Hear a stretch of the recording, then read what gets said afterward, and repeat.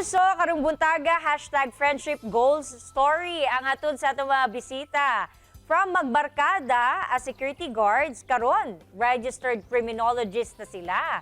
Atong sa iron ang ilang storya ug atong i-welcome si Giovanni Escototo ug si Dave Ruiz. Good morning, Giovanni and Dave, ug welcome din sa At Home with GMA Regional TV. Good morning, Sab, ma'am, Morning. sa tanan. O sa tanan tagpaminaw o taga nagatanaw ani programa ninyo, ma'am. Good morning sa tanan. Good morning sa tanan na mga viewers sa At Home, GMA Regional TV. Giovanni and Dave, una sa tanan, congratulations sa inyong duha. I know nga proud ang kadaghanan sa inyong na-achieve. From working as security guards while pursuing your studies at the same time, karon unsa ang inyong gibati nga nakapasar na gyud mo sa criminology licensure examination? Sa ako alang mangingon, ma'am, nga ang ako ang gibati sa panahon nga gawa sa result ang ako ang pangalan positive. Murag dili na ko malikayan ang katong panahon nga makahilak ko since katong pagawas wala jud nako tan-awa ang mga list sa mga pangalan nga nakapasar atong board exam namo, ma'am. Ang ako ang gibati ato kay grabe gud ako ang kalipay ato ug kakulba kay kato nga time manggod na nigawas ang result. Nagkuan pa ko ato duty, on duty ko ako sa entrance ato mismo.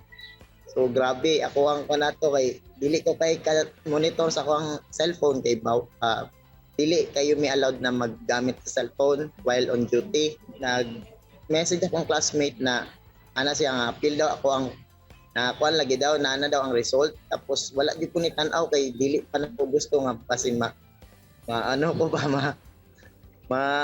discourage or maunsa ko sa akong sa result sa exam. So gipatan-aw na ko dito sa iya, ko sa iya nga tanawa daw pre kung unsa iya ko feel ba kong pangalan, ko sa iya to may gani na siya nga pasar daw mi tanan kay daghan man mi mga barkada. So grabe akong kalipay ato. Dili ko kasabot sa akong gibati atong kay lakon ko. Dave, nasayran sab namo nga nahunong da ay kaog kuan kining eskwela or pagtuon tungod usa na kaamahan. Unsa ang nahimong motivation nimo, Dave, nga magbalang puso no gipadayon ang pagskwela? Since ang mga pamilya, ma'am, is sa ako mismo sa ako ang pamilya is bisan pa man nga kulang sila og support para sa kuang pag-eskwela. Naramang gihapon sila naga-support sa kuha pero dili man financially. At the same time gani na mamumlima ko panahon sa kuang college life tungod kay kana mangayo ko og tabang sa kuang pamilya at that time is walang-wala jud. So ang ako ang mismong kaugalingon, ang ako ang gisaligan lang kung unsaon ako para makahuman sa ko ang studies ako ang kurso ang gipangandoy. So mao to nga nagpasalamat ko bisan pa man nga ang akong pamilya wala sila gihatag nga financial para sa ko. Pero bisan pa mag-unsaon nila pag-discourage sa ako tong mga panahon na ako alang to gihatag motivation ang ilang pangsulti sa ko sa una para magpadayon ko sa ako ang studies. Kay Giovanni, dili lalim ang magtrabaho as security guard. Paunsa nimo na balanse ang imong trabaho samtang naga-review for licensure exam? Ako ang kuan jud sir, ma'am, kinabuhat. Kuan lang gina siya kanang routine lang gid ako ang ginasunod lang gid nako ko ang mga nakoy ginaset nga schedule ba. So sa ako amang good katong naga-review pa ko, ang ako ang duty good graveyard siya, then pagkakuha na to nakoy overtime nako morning hantod 5 PM.